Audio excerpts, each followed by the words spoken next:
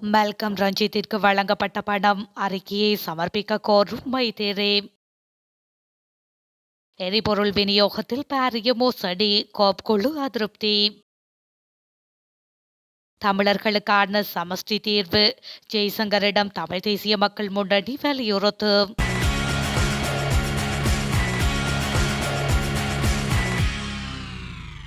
இலங்கையில் தமிழருடைய தேசத்தையும் அதன் இறைமையையும் சுயநிர்ணய உரிமையையும் அங்கீகரிக்கும் சமஷ்டி தீர்வை அடைந்து கொள்ள இந்தியா ஒத்துழைக்க வேண்டும் என இந்திய வெளிவிவகார அமைச்சரிடம் தமிழ் தேசிய மக்கள் முன்னணி வலியுறுத்தியுள்ளது. இலங்கைக்கு உத்தியோகபூர்வ பயணம் மேற்கொண்டிருந்த இந்திய வெளிவிவகார அமைச்சருடன் நேற்றைய தினம் கொழும்பில் உள்ள இந்திய இல்லத்தில் இடம்பெற்ற சந்திப்பின் போது அக்கட்சியின் பொதுச் செயலாளர் செல்வராசா கஜேந்திரனால் சமர்ப்பிக்கப்பட்ட எழுத்து மூல அறிக்கையிலேயே இவ்விடயம் குறிப்பிடப்பட்டுள்ளது. இலங்கையில் இன பிரச்சினைக்கான அடிப்படை காரணியாக அமைந்தது இலங்கையில் இருக்கும் ஒற்றையாட்சி அரசியலமைப்பாகும். குறிப்பாக 36 வருடங்களுக்கு முன்னர் இலங்கை அரசமைப்பில் 13ஆம் திருத்த சட்டம் கொண்டுவரப்பட்டு முற்றுமுழுதாக நடைமுறையில் இருக்கும் போதே தமிழ் தேசம் மீதான இலங்கை அரசின் இன அழிப்பு நடைபெற்றிருந்தது.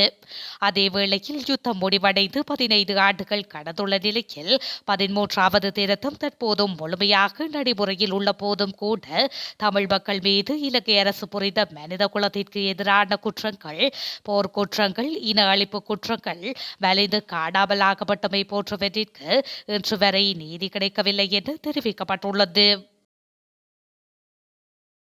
நாடாளுமன்ற உறுப்பினர் சரத் பொன்சேகா ரணில் விக்ரமசிங்கவுடன் இணைக்க தயாராகி வருவதாக தமிழ் முற்போக்கு கூட்டணியின் பிரதி தலைவரும் நுவரெலியா மாவட்ட நாடாளுமன்ற உறுப்பினருமான பழனி திகாம்பரம் தெரிவித்துள்ளார்.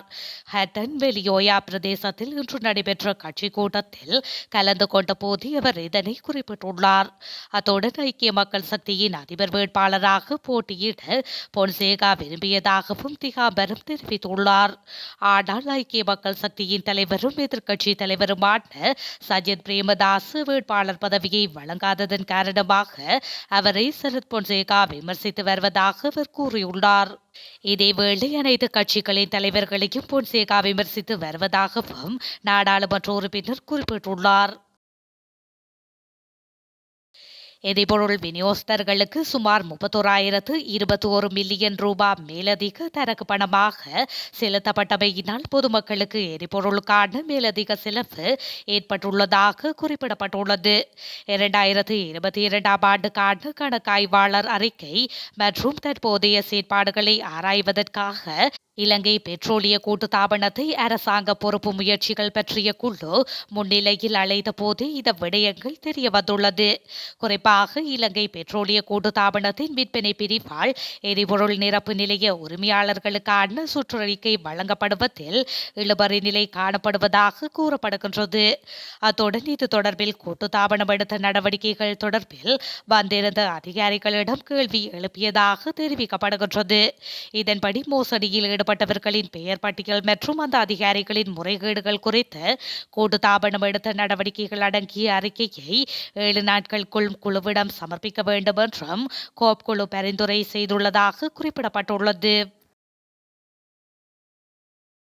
உயிர்த்த ஞாயிறு தாக்குதலின் பின்னர் கருத்தினால் மல்கம் ரஞ்சித்திற்கு பல்வேறு உலக தரப்பினர்கள் பணம் வழங்கினார்கள் எனவும் அது தொடர்பில் தெளிவான அறிக்கையை அவர் சமர்ப்பிக்க வேண்டும் என்றும் முன்னாள் அதிபர் மைத்ரிபால ஸ்ரீசேன தெரிவித்துள்ளார்.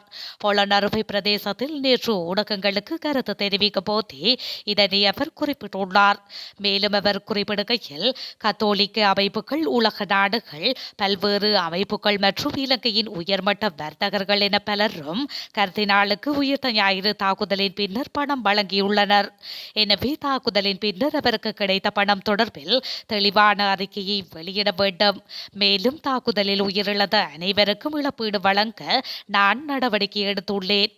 இவ்வாறான ஒரு சூழ்நிலையில் என் மீது 400 வழக்குகள் பதிவு செய்யப்பட்டுள்ளன. கூறப்போனால் அதிக வழக்குகள் கொண்டவர் என என்னை கின்னஸ் புத்தகத்தில் பெயரிடக்கூடும். கர்தினால் தலைமையில் 400 வழக்குகள் பதிவு செய்யப்பட்டுள்ளன. இறந்தவர்களுக்கு ஒரு வழக்கு, அங்கங்களை இழந்தவர்களுக்கு ஒரு வழக்கு என இவ்வாறு பதிவு செய்யப்பட்டுள்ளன. இதற்கமைய நான் அதிபராக இருந்த காலப்பகுதியில் அனைவருக்கும் இழப்பீடுகளை வழங்க நடவடிக்கைகளை மேற்கொண்டேன். ஆனால் கர்தினாலுக்கு கிடைத்த பணம் தொடர்பில் அவர் உண்மைகளை வெளிப்படுத்த வேண்டும். அது மக்களுக்கு சென்றடைய வேண்டிய பணம். எனினும் என்னுடைய சொந்த பணத்தையே இழப்பீடாக வழங்கினேன். ஆனால் கர்தினாலோ இதுவரையில் எந்தவித தகவலையும் வெளியிடவில்லை என மைத்ரிபால ஸ்ரீசேன குறிப்பிட்டுள்ளார். ஜனாதிபதி ரணில் விக்ரமசிங்கவுடன் கூட்டணி அமைக்க தயாராகும் ராஜபக்ஷக்கள் இல்லாத புதிய அரசியல் கட்சி தொடர்பில் ஸ்ரீலங்கா பொதுஜன பெரமுனவின் ஸ்தாபகர் பசில் ராஜபக்ஷ அதிருப்தி வெளியிட்டுள்ளார். ரணில் விக்ரமசிங்கவுடனான விசேட சந்திப்பின் போதே இந்த விடயத்தை சுட்டிக்காட்டியுள்ளார். அண்மையில் ராஜபக்ஷக்கள் இல்லாத முட்டு கட்சியினர் சிலர் கூட்டணி அமைப்பது தொடர்பில் பிரசன்ன ரணதுங்க மற்றும் ரணில் விக்ரமசிங்க இடையே விசேட கலந்துரையாடல் ஒன்று இடம்பெற்றதாக அரசியல் வட்டாரங்களில் பேசப்பட்டது. குறித்த கூட்டணி சார்ந்த ஏதோ நிகழ்வுகளிலும் ராஜபக்ஷக்களை இணைத்துக் கொள்வதில்லை என பிரசன்ன ரணதுங்க ரணில் விக்ரமசிங்கவிடம் எடுத்துரைத்ததாக கூறப்படுகின்றது. இந்த நிலையில் இது தொடர்பில் ரணில் விக்ரமசிங்க மற்றும் பசில் ராஜபக்ஷ இடையிலான சந்திப்பில் விவாதிக்கப்பட்டுள்ளது. பிரசன்ன ரணதுங்க உள்ளிட்ட முட்டு கட்சியின் கூட்டத்தில் ரணில் விக்ரமசிங்கவை ஆதரிக்கும் ஸ்ரீலங்கா சுதந்திர கட்சியின் சில அங்கத்தவர்கள் கலந்து கொண்டதாகவும் இந்த செயற்பாடானது திருப்திகரமானதாக அமையவில்லை என பசில் ராஜபக்ஷ எடுத்துரைத்துள்ளார். இந்த நிலையில் ஜனாதிபதியுடனான சந்திப்பானது அவர் விடுத்த அழைப்பின் பேரிலேயே முன்னெடுக்கப்பட்டதாகவும் ராஜபக்ஷக்கள் எவருக்கும் அடிபணிக்க தயாரில்லை எனவும் கடுமையான கருத்துக்களை பசில் இதன்போது முன்வைத்துள்ளார். எனினும் மூட்டு கட்சியினரையோ வேறு கட்சியினரையோ இணைத்துக் கொள்வது ஜனாதிபதியின் தனிப்பட்ட அரசியல் முயற்சியாக இருந்தாலும் ராஜபக்ஷக்கள் இல்லாத எந்த ஒரு கூட்டணிகளுக்கும் ஆதரவளிக்கப் போவதில்லை என பசில் திட்டவட்டமாக தெரிவித்துள்ளார். அதிபர் ரணில் விக்ரமசிங்க மக்களுக்கு வழங்கிய வாக்குறுதிகளின்படி இந்த வருடம் அதிபர் தேர்தலையும் அடுத்த வருடம் நாடாளுமன்ற தேர்தலையும் நடத்தியே ஆக வேண்டும் என்று ஸ்ரீலங்கா பொதுஜன பெரமுனவின் தலைவரும் முன்னாள் அதிபருமான மஹிந்த ராஜபக்ஷ தெரிவித்துள்ளார். சிங்கள ஊடகம் ஒன்றுக்கு வழங்கிய செவ்வியின் போதே அவர் இதனை கூறியுள்ளார். இது தொடர்பில் அவர் மேலும் குறிப்பிடுகையில் அதிபரின் பதவிக்காலம் 5 வருடங்கள், நாடாளுமன்ற உறுப்பினர்களின் பதவிக்காலமும் 5 வருடங்கள். எனவே அரசமைப்பில் உள்ள ஒரு சில ஓட்டைகளை காரணம் காட்டி மக்கள் ஆணை வழங்கும் தேர்தல்களுடன் எவரும் விளையாடக்கூடாது. தேர்தல்களை உரிய காலத்தில் நடாத்த வேண்டும். இவருடன் அதிபர் தேர்தலை நடத்தியே தீர வேண்டும். தேர்தலை ஒத்திவைக்க மூட்டு கட்சி அனுமதி வழங்காது. இதேவேளை அதிபர் தேர்தலுக்கு முன்னர் நாடாளுமன்றத்தை கலைத்து பொது தேர்தலை நடாத்துமாறு ரணிலுக்கு அழுத்தம் எதனையும் வழங்கவில்லை. ஊடகங்களில் வரும் செய்திகள் எல்லாம் உண்மையில்லை என்று பெரும்பாலான ஊடகங்கள் போலி செய்திகளையே வெளியிடுகின்றன. அதிபர் ரணில் நாட்டு மக்களுக்கு வழங்கிய வாக்குறுதிகளின்படி இந்த வருடம் அதிபர் தேர்தலையும் அடுத்த வருடம் நாடாளுமன்ற தேர்தலையும் நடத்தியே ஆக வேண்டும். ரணில் வாக்குறுதிகளை மீறமாட்டார் என்று நம்புகின்றேன் என்று அவர் மேலும் தெரிவித்துள்ளார்.